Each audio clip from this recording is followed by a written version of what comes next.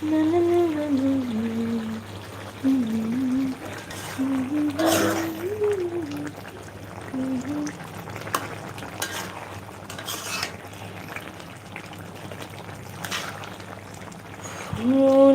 ফুলে ঢলে ঢলে বাহে কি বা